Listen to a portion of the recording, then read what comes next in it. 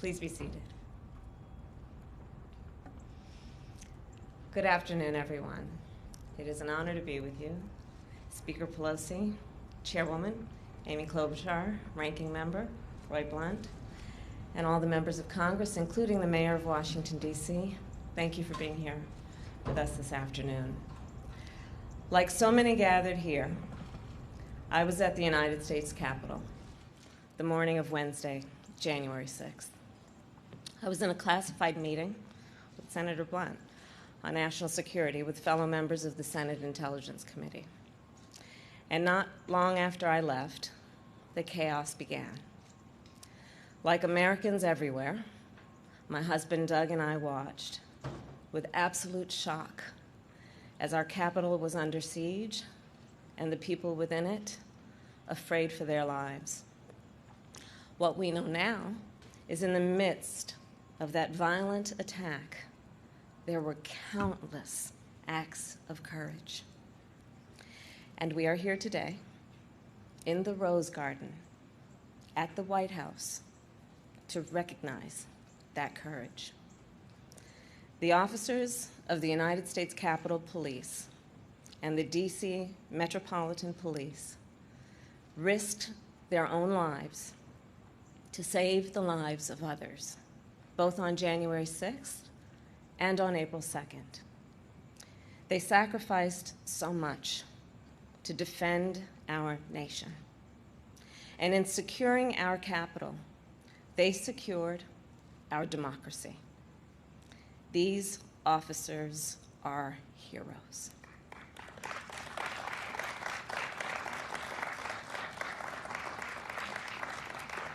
And these officers are patriots.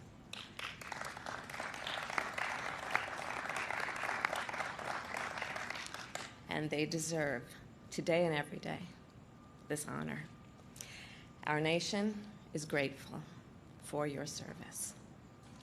And now there are some officers who, of course, continue to suffer from the injuries seen and unseen. And I want to make it clear that you know that you are not alone and that we all stand with you. And of course, there are other officers who tragically lost their lives. There is nothing that we can do to bring these officers back or to take away the pain their families feel now. But it is my prayer that their sacrifice will serve as a constant reminder of the work we must all do together, of the vigilance we must have in order to protect our democracy. So I returned to the Senate at around 8 p.m. the night of January 6th. And we gathered in the Senate chamber, in the same chamber where the New Deal was struck and the Great Society was forged, in the same chamber where the interstate highway system was started and voting rights were won. And in that chamber, just before 1 a.m., as officers stood guard, the final vote was tallied. Democrats, independents, and Republicans came together and upheld the vote and the voice of the American people. As those officers continued, even at that late hour, to secure our capital, they secured our democracy. So let us never forget that, and let us always remember their courage. And now, it is my great honor to introduce a true champion for all those who serve in uniform, President Joe Biden.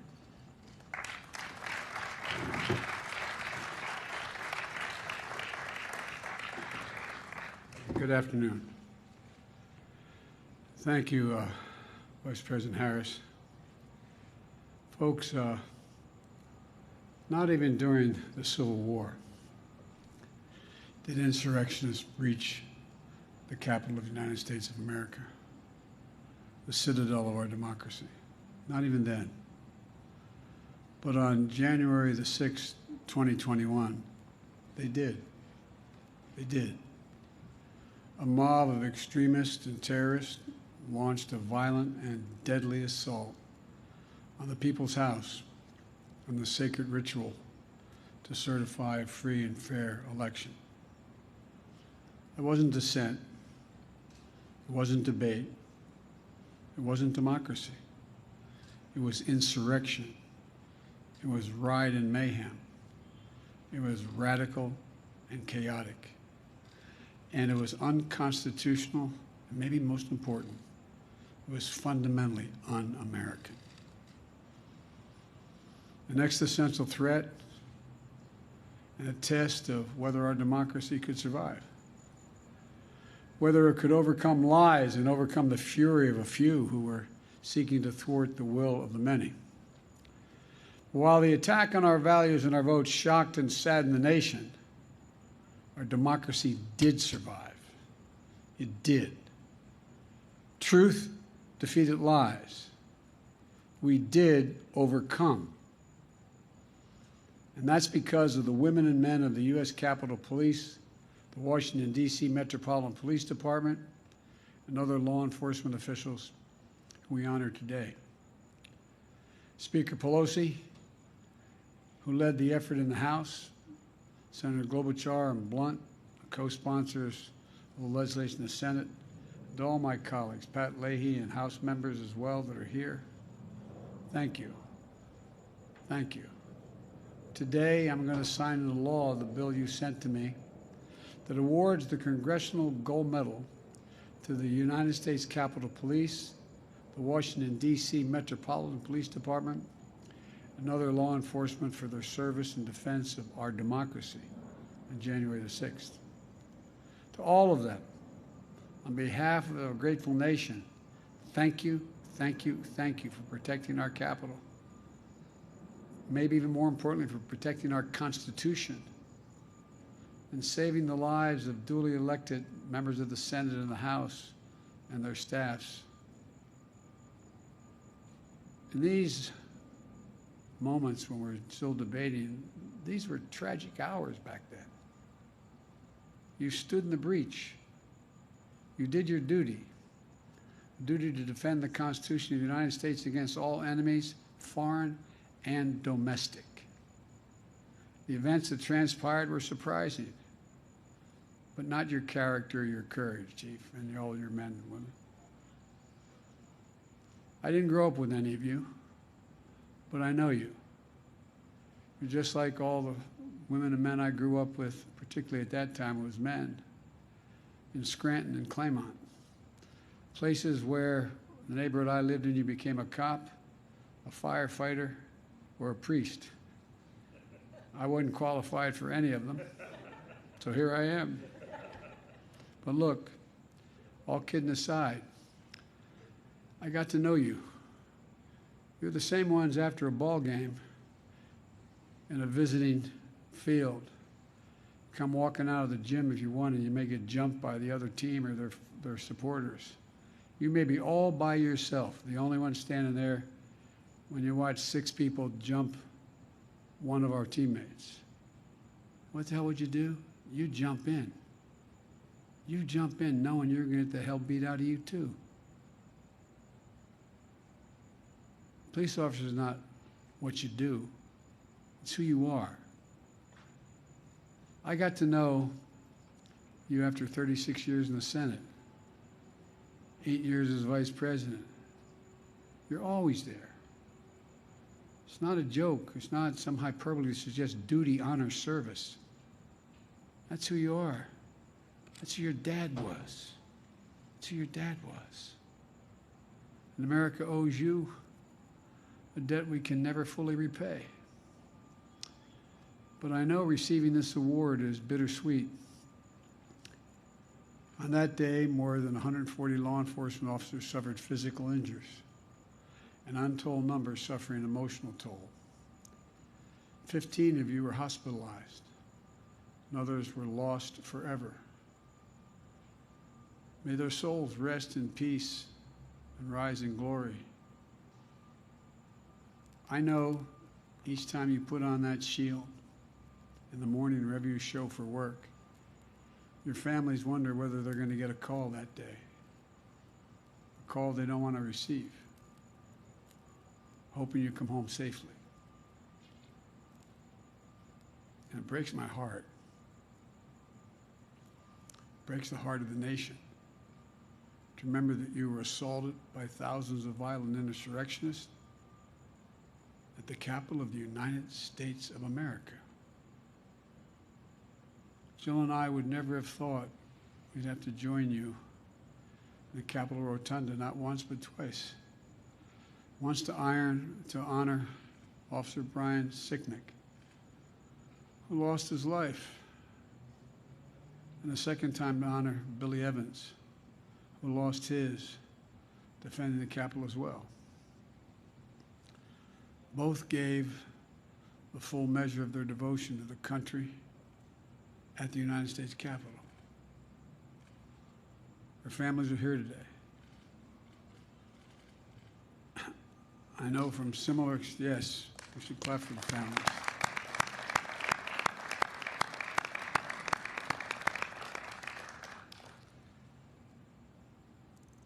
I know, like others may know from personal experience, getting that phone call. It's nice to be honored and have those who you lost remembered. But it's tough to be here because it brings back everything like it happened 10 minutes ago. So I offer you not only our condolences, but recognize your courage, the courage of your children. And you have our most profound gratitude. You know, the fallen, in my view, are casualties of a struggle literally for the soul of America. A struggle that they didn't start, a struggle we didn't seek, and a struggle that by the grace of God will win.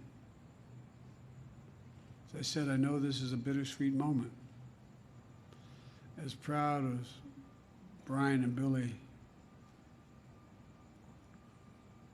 as you are, it still brings back pain the moment it happened. And also, we offer our prayers for the families of the Capitol Police Officer Howard Levengood. Those who've been around a while, we knew his dad. Knew his dad well. He was Secretary of the United States, Sergeant at Arms of the United States Senate. We also pray for the families of the Metro Police Officer Jeffrey Smith. For anyone out there facing trauma, for anyone still struggling, please know there is help available. My fellow Americans, the tragedy of that day deserves the truth above all else. We cannot allow history to be rewritten.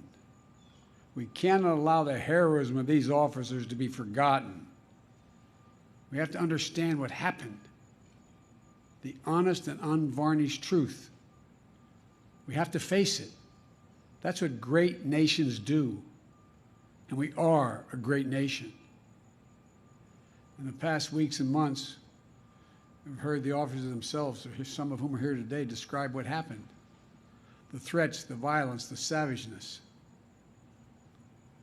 When asked what he was fighting for, Officer Hodges, who's here today, stated it eloquently. One word: democracy. My fellow Americans, let's remember what this was all about. It was a violent attempt to overturn the will of the American people, to seek power at all cost, to replace the ballot with brute force, to destroy, not to build. Without democracy, nothing is possible. With it, everything is. So, my fellow Americans, we must all do our part to perfect and to preserve our democracy. It requires people of goodwill and courage to stand up to the hate, the lies, the extremism that led to this vicious attack. It requires all of us working together, Democrats, Republicans, Independents, on behalf of the common good to restore decency, honor and respect for our system of government. And above all, it requires all of us to remember who we are at our best as a nation, as we see it in the law enforcement officers who are here today, the best of our nation. The Congressional Gold Medal awards today will be housed in 4 locations. 2 medals will be displayed at the U.S. Capitol Police Department and the Washington, D.C. Metro Police Departments, so that every morning you officers walk by seeing those medals and remember the heroism of their colleagues and the importance of their work. The 3rd medal will be displayed at the Smithsonian Museum with a plaque honoring all law enforcement that protected the Capitol on January 6th, so all visitors can understand what happened that day. And the 4th one will be displayed at the Capitol itself to remind us all who served and currently serve there, and all who visit, the honor and the service of those who protect and preserve all of us. I'll now ask Speaker Pelosi if she's willing, and Senator Klobuchar and Senator Blunt, Chief Conte and Chief Manger, and the other officers here today to join me as I sign this bill into law. May God bless you all, and may God protect our troops and all those who serve watch over our democracy. Come on over here. You probably want Leahy. Yeah, come on, sure. Patrick, come on. That was very powerful.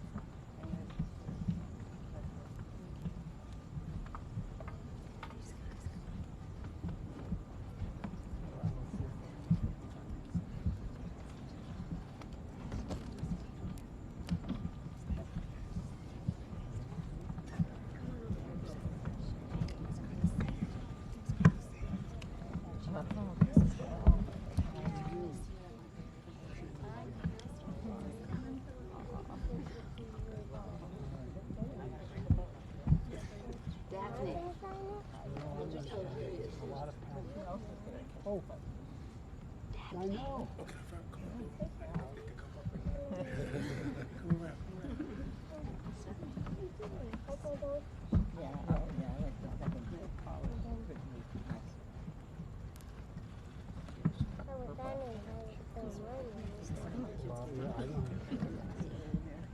This is a silly way to do this. Mommy will explain this to you later. So I can give credit. There you go. We all fit in.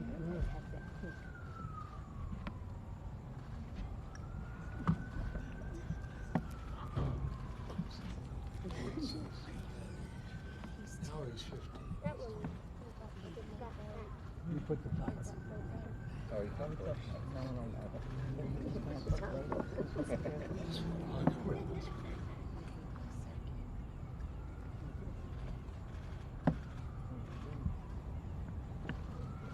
Thank you so much.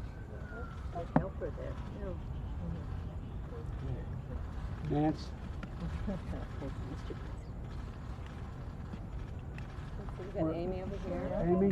Roy behind you. Right here. Roy? Now, you gotta help me out, okay? Would you give a pen to the other people back there, and then I'll get pens from you, okay? All right? And you hand them out now, right?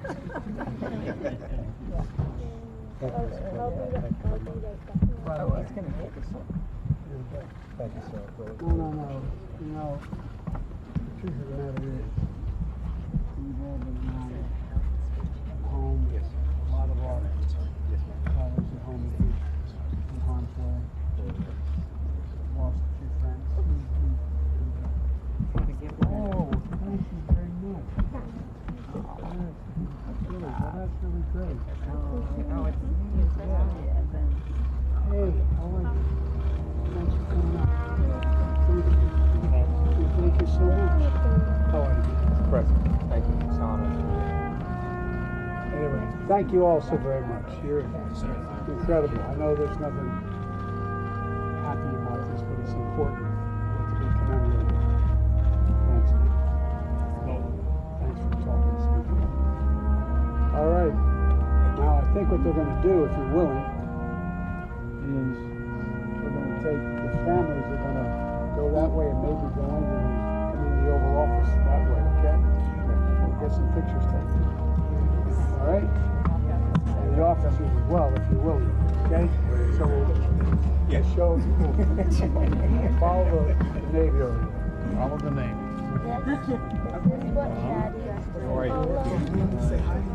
You did. Bring her up.